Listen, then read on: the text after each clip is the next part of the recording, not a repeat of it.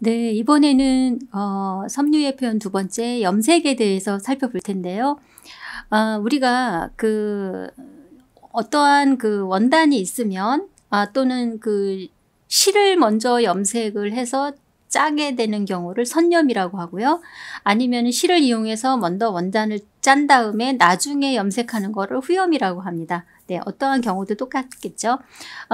그런데 이제 실이나 원단의 성분에 따라서 염료의 성분이 달라져요. 그래서 예를 들면 면이라든지 린넨 같은 그런 식물성 섬유에는 거기에 맞는 직접 염료를 사용한다든지, 또는 실크나 양모 같은 동물성 섬유에는 산성 염료를 쓴다든지, 그렇게 염료의 성분과 천의 성분에 따라서 서로의 협력 관계가 다르다는 걸 여러분들이 아셔야 돼요. 그래서 이 염색은 우리가 여러 번의 과정이나 또는 섬유의 종류, 또 염색의 종류를 경험해 보았을 때 충분히 본인이 응용할 수 있을 만큼의 염색 기술이 생기겠죠. 이렇게 염료를 사용해서, 염료라는 것은 가루로 된 걸 뜻하거든요. 그리고 그거를 물에다 녹여서 물감처럼 만들었을 때 그거를 염색 물감이라고 이야기를 하죠. 그래서 염료를 사용해서 섬유나 실 같은 데다가 색채를 가지고 표현을 하는 것, 이게 바로 염색인데요. 우리 인류가 색채를 자유롭게 사용하기 시작한 것은 얼마 안 됐죠.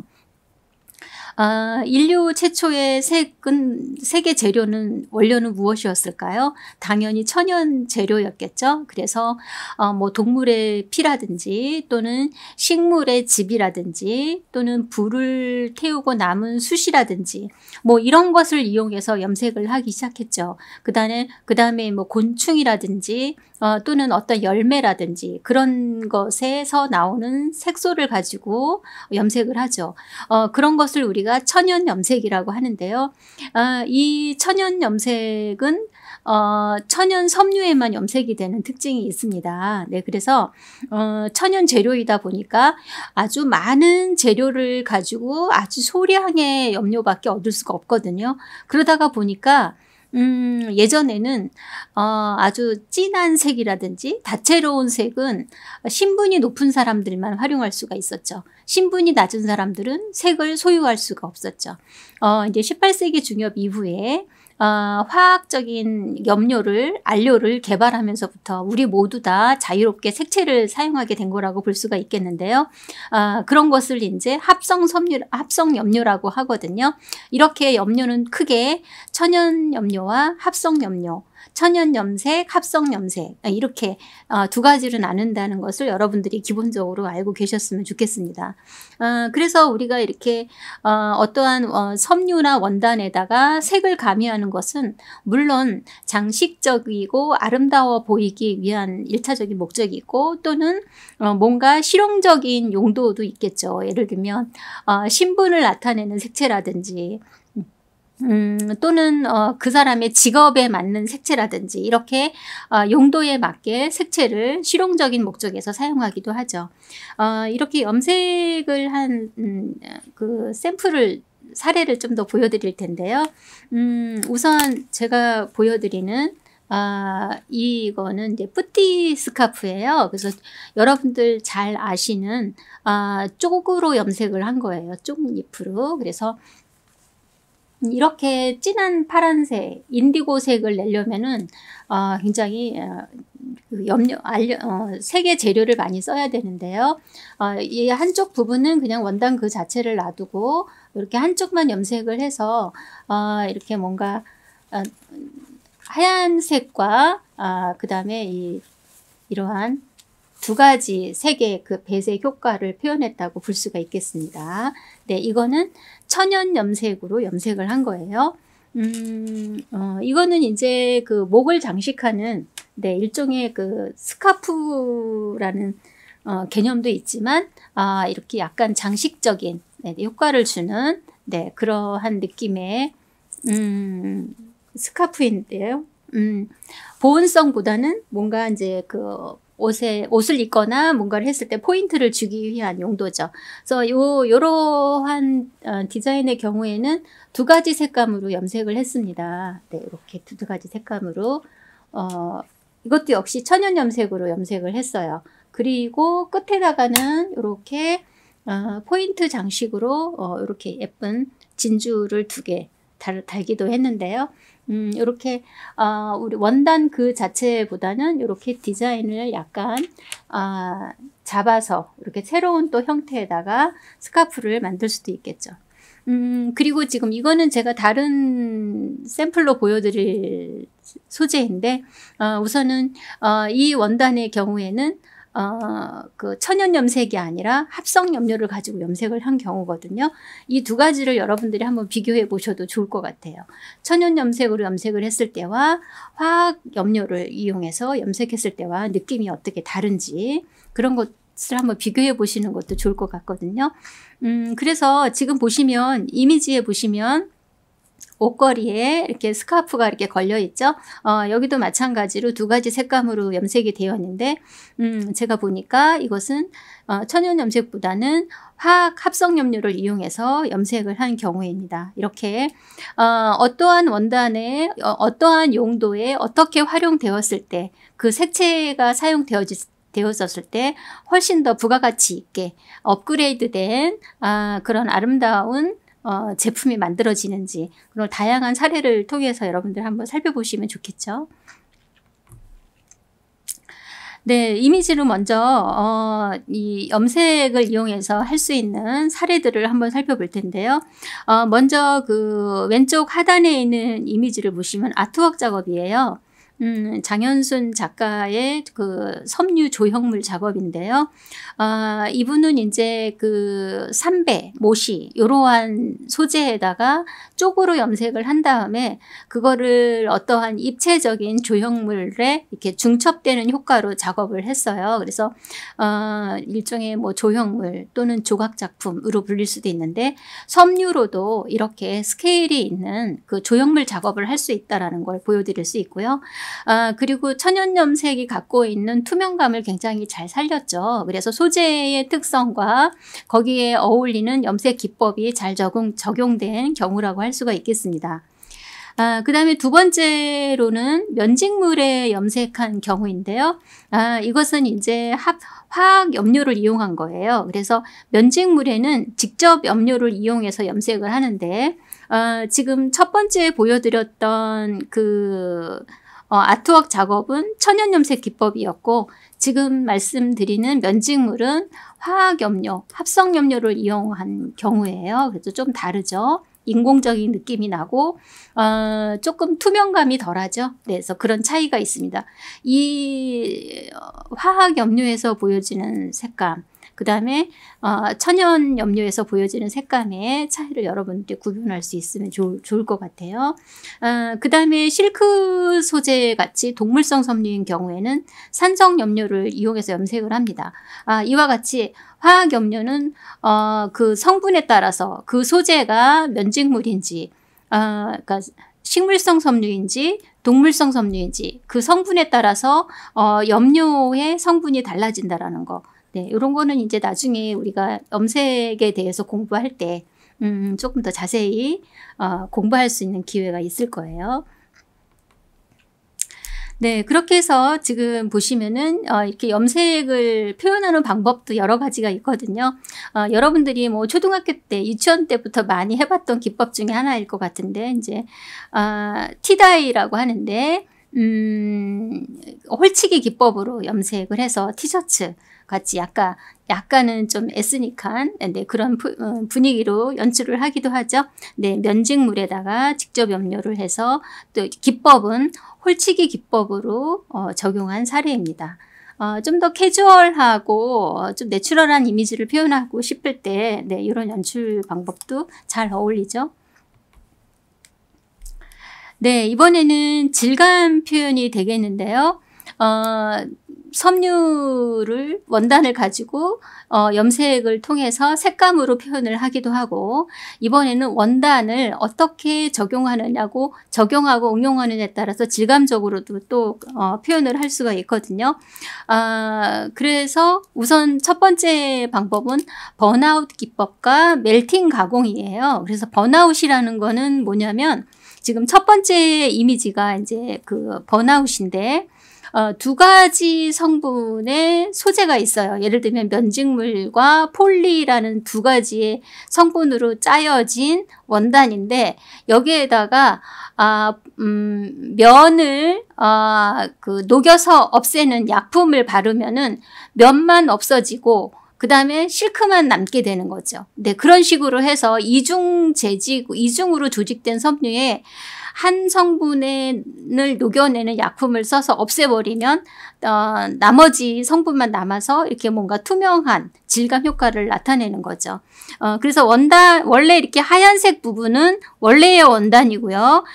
지금 제가 표시하고 있는 이 부분은 어떤 한 성분의 섬유가 떨어져 나간 거예요. 그래서 약간 반투명한 효과가 나죠. 네, 이런 것을 번아웃 기법이에요. 그러니까 태워서 한 성분을 그 성분의 섬유를 없애버린다라는 그런 이야기입니다.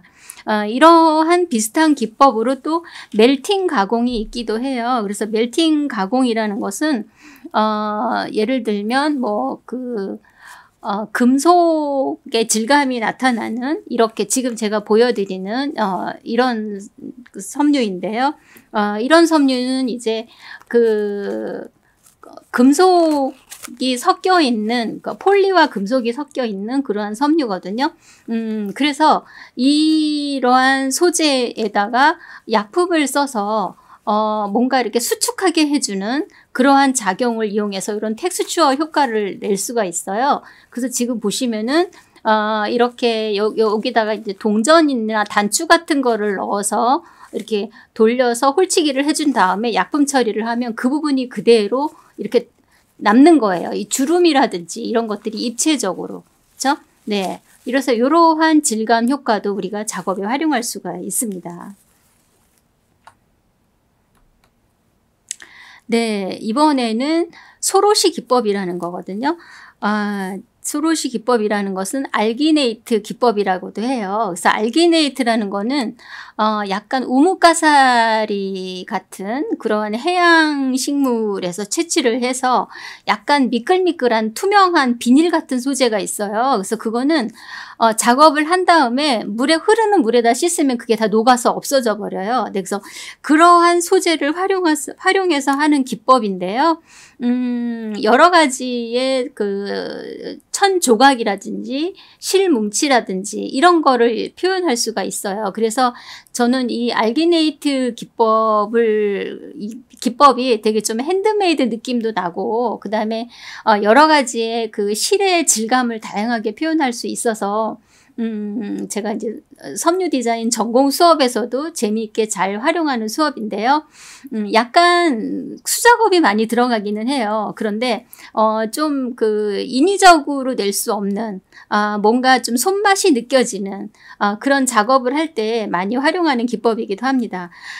지금 이미지에서 보시면은 여러 가지의 뭐 펠트라든지 실이라든지 또는 망사라든지 다양한 재료들을 가지고 재미있게 이렇게 콜라주 기법으로 이렇게 표현하기도 하고 그 다음에 다양한 질감으로 보여지기도 하는데요. 글쎄요, 어떤 친구들은 너무 지저분해서 난 이런 작업 싫어요 하는 사람들도 있기는 한데 저는 그 좀 이렇게 다양한 소재의 그 복잡한 느낌의 그런 느낌들이 질감이 재미있어서 제 작업에서도 많이 활용을 하고 있습니다.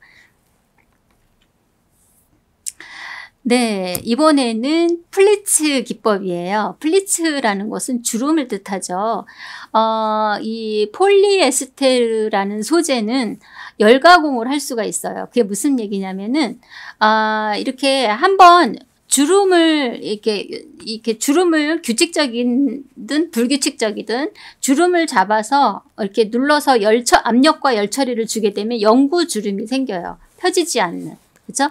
네, 그래서 저희는 이제 이렇게 이런 식으로 작업을 해서 러너 같은 데다가 러너로 이렇게 활용할 수 있는 그런 디자인을 했는데요. 지금 이미지에서 보시면은 그 플리츠 기법을 이용해서 만든 가방이에요.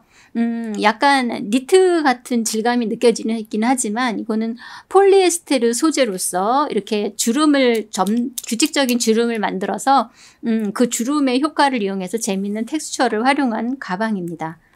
네, 같은 가방인데 이렇게 물건이 들어가서 부피감이 생겼을 때도 그 주름이 없어지지 않고 남아있죠. 그래서 색다른 질감을 나타내는 걸 볼 수 있을 거예요. 네, 그래서 이러한 주름 기법을 이용해서 표현하는 브랜드가 있죠. 플리츠 플리즈라는 네, 이세이 미야케의 또 다른 브랜드인데요. 이렇게 그 폴리에스테르 소재, 가벼운 소재에다가 이 주름을 넣게 되면은, 굉장히 누군가 입었을 때, 저도 이 주름 소재 옷을 많이 여름에 입는데, 굉장히 편리해요. 그리고 내 체형을 많이 보완해 주기도 해요. 이렇게 좀 빈약한 부분을 좀 감춰주기도 하고, 전체적인 체형의 실루엣을 적당히 감춰주면서 부드럽게 흐르는 느낌으로 하는데 일단 여행 갈 때도 이 옷은 챙겨가기가 좋아요. 그냥 막 조그맣게 구겨서 가방에다 넣고 여행지에 가서 풀려면은 그냥 원래 상태의 주름이 그대로 남아있거든요. 그래서 굉장히 실용적인 그리고 재미있는 소재라고 할 수가 있습니다. 그래서 주름을 이용한 기법 이런 것들도 참 재밌죠. 네, 이러한 주름을 기계 주름으로 잡아서 하는 방법도 있어요. 이렇게 이세이 미야키 같이 큰 브랜드들은 주름을 기계로 잡죠. 그렇지만 어느 정도 처음에 잡을 때는 이렇게 핸드메이드 손기술도 필요하거든요. 하지만 큰 원단을 할 때 압축하거나 열 가공을 할 때는 기계를 이용하죠. 그렇지만 우리가 조그만 작업을 할 때는 이렇게 수작업으로도 얼마든지 할 수 있습니다. 그래서 폴리에스테르 소재에다가 이렇게 바느질 기법으로 일정한 간격으로 스티치를 주고 그것을 잡아 다녀서 주름을 만든 다음에 여기에다 열 처리를 하게 되면은 그렇게 이런 식으로 주름이 생겨나는 거죠. 그래서 첫 번째로 홈질이나 스티치 작업을 합니다. 그렇게 해서 잡아다니면서 주름을 고정합니다. 이 상태에서 열 처리를 해주게 되면은 이런 식으로 영구 주름이 생기는 거죠. 그냥 민자로 생긴 원단일 때와 이렇게 주름이 생겼을 때의 원단의 느낌은 또 색다른 느낌이 연출되겠죠. 네, 그렇게 해서 주름을 잡는 방법도 여러 가지가 있는데 이렇게 왼쪽에 있는 첫 번째 이미지 같은 경우에 불규칙한 주름이죠. 이것도 바느질 기법으로 불규칙하게 형태를 잡을 수가 있는 거죠. 그리고 두 번째는 규칙적인 주름. 이렇게 세 번째도 규칙적인 주름인데 이렇게 지그재그 선으로 주름이 나오도록 이렇게 홈질 기법으로 이렇게 자리를 잡아서 할 수 있겠죠. 그 다음에 네 번째는 동전 같은 거, 구슬 같은 걸 이용해서 형태를 잡아서 해주면은 그 형태가 그대로 남으면서 질감 처리가 된다고 볼 수가 있겠죠. 이것도 이제 그런 경우라고 할 수가 있겠는데요. 이런 경우는 이렇게 요 부분은 먼저 이렇게 주름 플리츠 가공을 한 다음에 그 다음에 또 이렇게 염색을 따로 한 거예요. 나중에. 네. 그래서 염색 기법과 이렇게 질감 처리 기법을 두 개 이렇게 혼용해서 사용해도 여러 가지의 텍스처와 색감으로 좀 창의력 있는 원단을 만들 수가 있죠. 우리가 뭔가 작업을 할 때 동대문 종합시장이나 이런 데서 원단을 사다가 할 수도 있겠지만 기존의 원단에다가 나만의 어떠한 테크닉과 기술적인 것과 가공을 해서 연출을 해서 표현을 하면 세상에 하나밖에 없는 내가 만든 원단이 탄생하는 거죠. 그래서 그것을 가지고 작업했을 때는 좀 더 독창적인 디자인과 제품이 개발되는 것이겠죠. 네, 이번에는 펠트 기법입니다. 이 펠트라는 것은 양모를 말하는 거죠. 양의 털. 네, 그래서 굉장히 이 저도 이 펠트라는 소재를 좋아하는데요. 우선은 그 펠트 소재의 사례 먼저 하나 또 샘플을 보여드리도록 하겠습니다. 이거는 제가 오늘 촬영할 때 착용하고 온 스카프이기도 한데요. 이렇게 기존의 스카프에다가 이렇게 포인트로 펠트 작업을 했습니다. 지금 잘 보이시죠? 너무 까맣게 나오네요. 지금 보시면은 이렇게 회색 부분과 보라색 부분이 펠트예요. 그래서 이 기법은 니들 펠트라고 해서 이렇게 바늘 같은 거로 이렇게 콕콕콕콕 하면서 이렇게 만들 수 있거든요. 그래서 이런 걸로는 얼마든지 예쁜 작업을 할 수가 있어요. 그리고 반대쪽에는 또 이렇게 포인트를 주었습니다. 네. 색깔 보이시나요? 잘 안 보이네요. 네. 그렇게 해서 스카프로도 활용을 할 수가 있고요. 자, 그 다음에 그 이미지를 한번 참고로 보실까요? 이렇게 펠트를 이용해서, 펠트라는 것은 뜨거운 물과 차가운 물, 그리고 알칼리 성분을 갖고 있는 비누, 그것을 활용해서 이렇게 수축시켜서 섬유화 만드는 거예요. 그래서 펠트라는 재료는 그냥 솜이잖아요. 제가 오늘 재료를 좀 갖고 올 걸 그랬네요. 그냥 이렇게 솜뭉치라고 생각을 하시면 되거든요. 그런 솜뭉치, 여기 이미지에 있네요. 요 이미지에 있는 회색 솜뭉치인데 그냥 솜인데, 이거를 이렇게 풀면은 솜인데 얘를 뜨거운 물에 담갔다가 차가운 물에 담갔다가 비눗물과 함께 얘를 계속 이렇게 압력을 주면서 두들기게 되면은 이것이 막 서로 엉겨버려요. 엉기고 수축하면서 이렇게 하나의 그 섬유가 되는 거죠. 네, 그래서 그러한 기법을 이용해서 이렇게 베스트, 조끼라든지 또는 자켓이라든지 큰 스카프라든지 이런 것들을 만들 수가 있습니다. 그래서 이 양모 섬유 자체가 굉장히 고급 소재잖아요. 그래서 만들어 놨을 때 굉장히 그 수작업의 느낌도 나고 그 다음에 굉장히 고가의 퀄리티 있는 그러한 좀 색다른 그러한 표현이 가능한 소재라고 할 수가 있겠습니다. 네, 그래서 이러한 펠트 기법을 응용한 경우인데요. 이 누너 펠트라는 거는 뭐냐면, 그러니까 약간 투명한 쉬폰 실크를 우리가 뜻하죠. 이게 검정색으로 염색한 쉬폰 실크에다가 이렇게 적절하게 펠트를 넣어서 표현을 한 경우인데 어떤가요? 굉장히 잘 어울리죠. 그래서 이 펠트는 일반 섬유와도 잘 어울려요. 그래서 부분적으로 장식할 수도 있고 아니면은 이 니들 펠트처럼 조그만 액세서리 소품 같은 것도 만들 수 있거든요.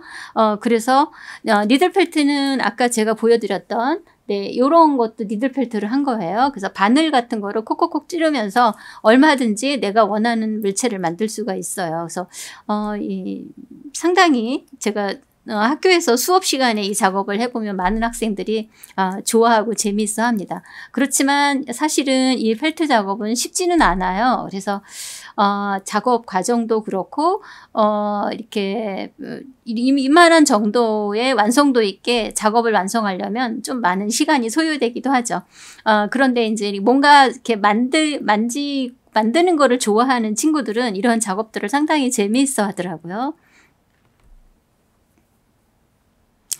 이렇게 그 섬유에서 염색도 하고 그 다음에 여러 가지 가공 테크니컬한 그런 가공 기법을 이용해서 질감도 표현을 하는데 또 다른 질감 표현 중에 하나는 다양한 재료와 다양한 기법을 혼용해서 사용을 하는 거죠.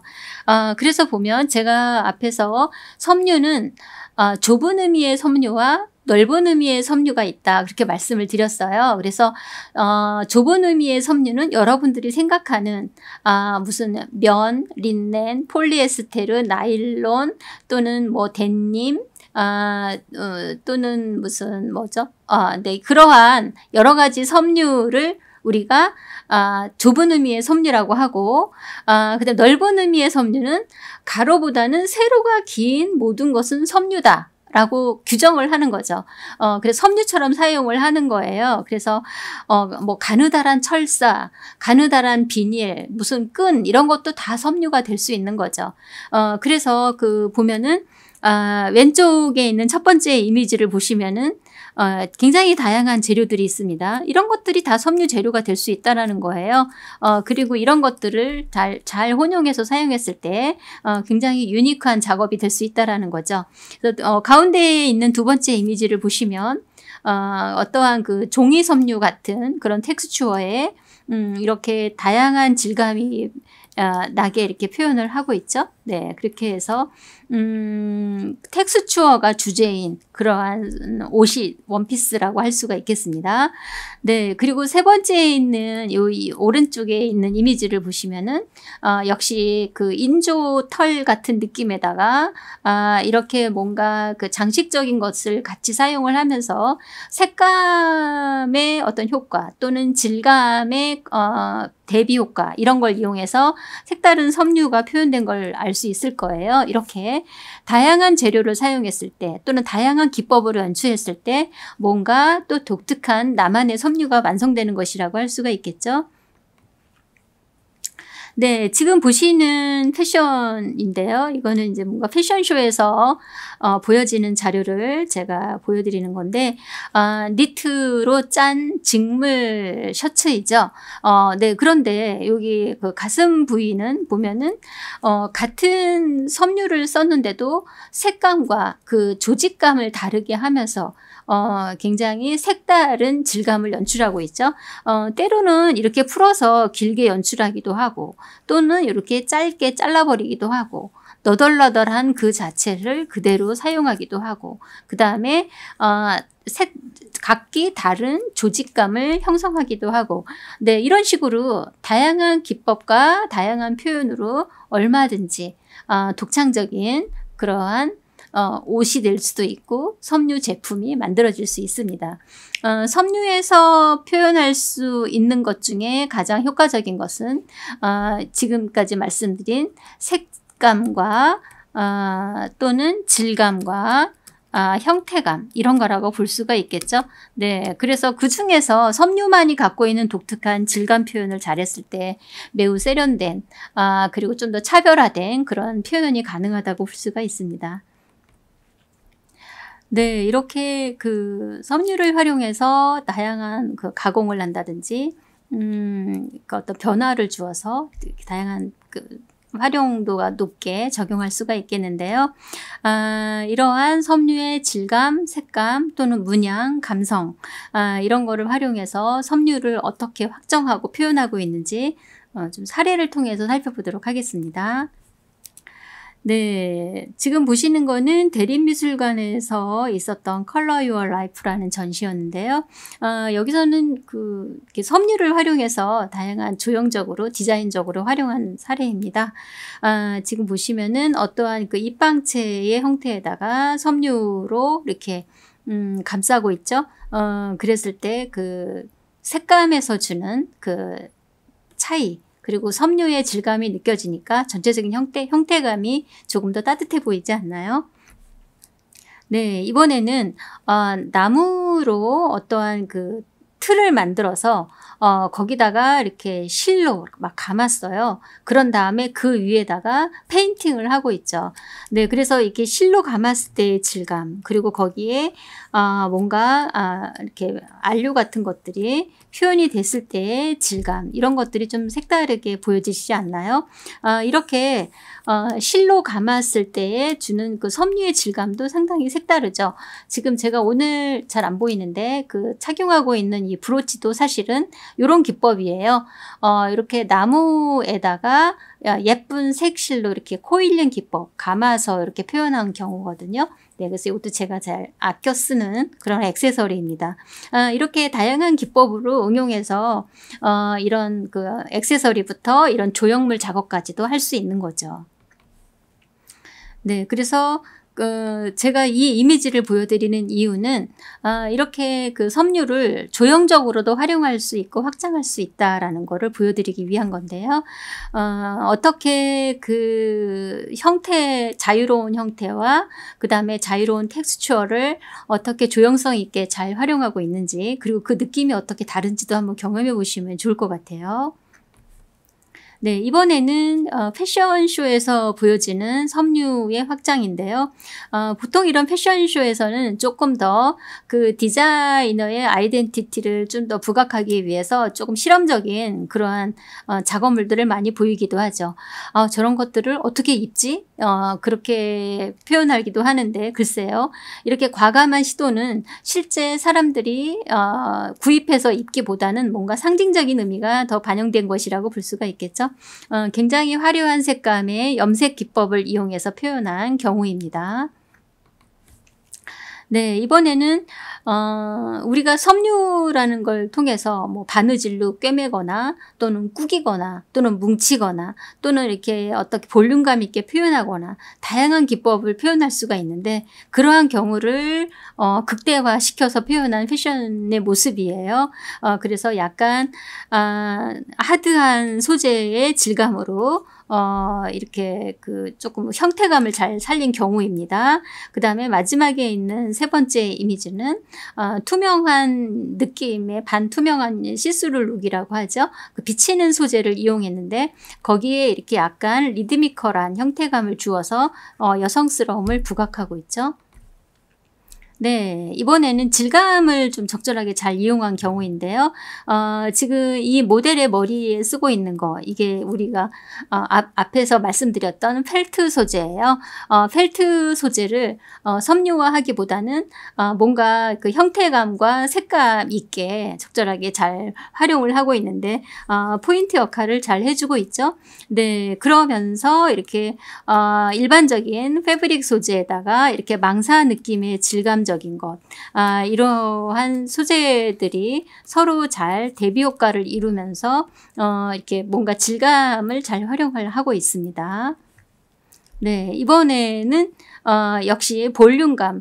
우리가 그 섬유를 이용해서 볼륨감을 표현할 때는 딱딱한 소재를 가지고 볼륨감 있게 표현할 수도 있지만 이렇게 그 패치워크라고 하죠. 또는 퀼팅 기법이라고 하죠. 이렇게 섬유와 섬유 사이에 솜 같은 걸 집어넣어서 이렇게 부피감 있게 연출을 하기도 하는데요. 색다른 그런 형태감을 표현해 주는데 많이 활용이 되고 있죠.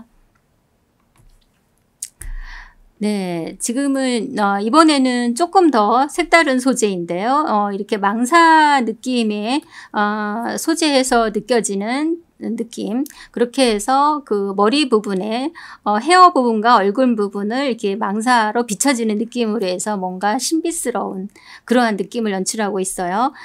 그리고 오른쪽에 있는 이미지를 보시면은 글쎄요, 이렇게 약간 망토 같은 느낌, 스케이프 같은 느낌의 패션인데 거기에 실루엣으로 옷에서 느껴지는 그런 실루엣을 이렇게 바느질 기법으로 표현을 하고 있는데, 이런 디자인도 재밌죠? 네, 이렇게 그냥 일반적인 노멀한 패션에다가 뭔가 이렇게 깃털처럼 이렇게 날리는 듯한 이러한 질감 표현을 하면서 조금 더 패셔너블한 그러한 모습을 연출하고 있습니다. 네, 이것도 보면은 이렇게 미술 의상이라고 하죠. 일종의 패션을 조금 아트하게 표현한 경우라고 볼 수가 있겠는데요. 얼마든지 부드러운 소재인 섬유를 가지고도 이렇게 입체적인 효과를 표현할 수 있다는 것을 잘 보여주고 있습니다. 기본적인 그런 실루엣의 원피스에다가 이렇게 형태감 있는 이런 모티브들을 집어넣어서 하나의 조형물처럼 연출하고 있죠. 네, 이번에는 또 다른 제품들을 작품을 보실 텐데요. 인테리어 디자이너이자 텍스타일 아티스트인 그러한 작품의 결과물인데, 지금 보시면은 니트라는 그러한 니트 직물로 짜여진 그런 소재로 뭔가 우리가 먹는 그 음식의 형태에다가 적용한 경우에요. 이렇게 일상적인 사물을 생소한 그런 소재로 변형해서 표현한 경우, 이런 거는 우리가 보통 포스트 모더니즘이나 또는 팝아트에서 많이 보여지는데요. 앞에 제가 조각가인 올덴버그의 작품을 한번 보여드렸었는데 여러분들 기억하고 계시나요? 네, 마치 이 작품을 보면은 올덴버그의 조각 작품이 생각나기도 합니다. 모피의 익살들 생각나시죠? 아이스크림을 모피로 했을 때 전혀 생소한 재료에서 느껴지는 이질감을 활용한 작품이었는데요. 이 작품도 역시 그런 느낌이라고 볼 수가 있겠습니다. 네, 이러한 생소한 소재를 표현한 작품들은 포스트 모더니즘적이기도 하고요. 또는 팝아트적인 요소도 갖고 있어서 두 가지의 그 명칭이 혼용돼서 사용될 수 있습니다. 네. 정성스럽게 만든 아침 식사, 그렇지만 전혀 맛있어 보이지는 않죠. 베이컨부터 소세지, 계란 후라이, 그 다음에 콩까지 정말 그럴듯하죠. 네, 여러분들은 어느 음식이 가장 맛있어 보이시나요? 네, 여기 크로와상도 맛있어 보이네요. 여기 보니까 네, 뭐 치즈 같은 것도 있고 정말 그냥 깜빡 속을 수 있게끔 너무 리얼하게 잘 만들었죠. 근데 어떤가요? 먹었을 때 어떤 느낌일지 여러분들 지금 목이 간질간질하지 않으신가요? 네, 이번에는 네, 샌드위치에 이렇게 뭐 강낭콩 같은 것도 있고 커피잔도 있고 네, 포크 나이프까지 네, 케첩까지 네, 소스까지 네, 이렇게 재료를 했습니다. 이런 것들은 그 우리가 익히 아는 재료를 익히 아는 음식이나 형태를 전혀 다른 소재로 하면서의 주는 이질감, 그러니까 보는 즐거움이라고 할 수가 있겠죠. 네, 치즈를 표현했는데요. 네, 여러분들은 어느 치즈가 가장 마음에 드시나요? 네, 이렇게 음식 용기도 멋진 작품이 될 수 있어요. 제가 그렇게 적어놨는데요. 섬유를 이용해서 이렇게 어떠한 소재든지 재미있게 작업을 했을 때 하나의 작품이 완성되는 거예요. 그렇죠? 이게 바로 섬유의 확장 표현이라고 할 수가 있겠죠. 네, 이것도 보면은 전화하기인데요. 네, 여기 또 애교스럽죠? 네, 애플 로고가 새겨져 있어서 더 귀엽습니다. 네, 이것도 이제 그 펠트 같은 소재를 이용해서 미니 미싱을 만들었는데, 이런 그 글씨까지도 다 표현을 하고 있죠. 네, 그래서 꼼꼼히 보면 정말 더 아름다워 보일 것 같습니다. 네, 펠트로 만든 운동화예요. 이렇게 여러 가지 색감으로 여러 가지 형태감으로 만들기까지 얼마나 많은 수고가 필요할까요? 그렇지만 정말 아름답지 않나요? 네, 이런 운동화는 보기만 해도 따뜻하고 감히 신을 수 없을 만큼 독특하고 유니크한 네, 아주 비싸 보이는 그런 운동화죠. 네, 이렇게 나한테 즐거움을 주는 조그만 미니어처 인형 이런 것도 얼마든지 이러한 니트나 펠트 기법을 이용해서 표현할 수 있습니다.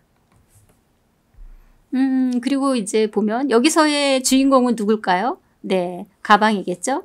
여기서의 주인공은 시계겠죠? 네, 이러한 시계들을 홍보하기 위한 사용된 이러한 그 캐릭터들 이런 것도 섬유로 얼마든지 표현이 가능한 거죠. 같이 이렇게 여러 가지 소재와 기법을 활용해서 센스 있게 홍보 효과를 잘 표현해 주고 있습니다. 네, 지금 보시는 이미지는 지금 이 카페가 아직도 있는지 모르겠는데 홍대 앞에 있는 조그만 카페예요. 근데 이 카페는 도자기 작업과 섬유 작업이 혼용해서 카페의 인테리어를 장식하고 있는데 뭔가 공예적인 감수성, 그 다음에 섬유의 감수성을 인테리어적으로 잘 활용해서 제가 마음에 들어서 네, 여러분들한테 보여드리기 위해서 이미지를 담았는데요. 카페에서 사용하는 여러 가지 러그라든지 티코스터라든지 또는 여러 가지 소품들 이런 것들을 이용해서 장식을 하고 있는데 이렇게 섬유라는 재료가 주는 따뜻함, 그 다음에 뭔가 부드러움, 그러면서 좀 우리를 뭔가 포근하게 감싸주는 듯한 이런 정서가 잘 어울리는 것 같아요. 그래서 이렇게 그 섬유와 관련 있는 소품들 이런 것들을 DP를 해놓은 거를 보면서 이 카페 주인이 이러한 그 섬유 공예를 아주 좋아하는구나 그런 느낌이 전달되고 거기에 충분히 공감이 되기도 하고 해서 눈길이 한 번 더 갔습니다. 네. 그리고 여기 보면은 카페 안에 있는 여기에 이렇게 조형물 있죠. 네, 이것도 사실은 섬유 조형물이라고 할 수가 있어요. 그래서 요거 하나하나의 모빌이죠. 모티브를 섬유로 작업을 해서 이렇게 연결을 한 경우인데 이런 경우를 보고서도 우리는 섬유를 그 용도 이외에 이렇게 얼마든지 조형성 있게 창의적으로 활용할 수 있다라는 것을 참고하시면 좋을 것 같습니다. 네, 이렇듯 다양한 그 섬유의 표현 기법과 적용 사례 이런 거를 좀 살펴봤는데요. 이렇게 어떠한 기법을 쓰고 어떠한 가공 테크닉을 쓰고 어떠한 염색을 하고 어떻게 활용하느냐에 따라서 섬유는 완전히 원래의 섬유가 완전히 다른 모습으로 변신할 수가 있죠. 지금 이미지에서도 보시면 이거는 정말 그냥 까만 비닐봉투, 쓰레기 봉투잖아요. 네, 그냥 우리가 한번 쓰고 버리는, 네, 친환경적이지 않은, 네, 그러한 봉투인데, 거기다가 지금 자수를 놨어요. 정성스럽게. 그랬더니, 이 쓰레기 봉투는 너무 소중한 봉투, 아름다운 봉투가 되었죠. 이렇게 섬유를 가지고 어떻게 적용하고 활용하느냐에 따라서 전혀 다른 모습이, 전혀 다른 분위기가 연출될 수 있다라는 거. 네, 이런 것을 한번 경험해보는 시간이었습니다.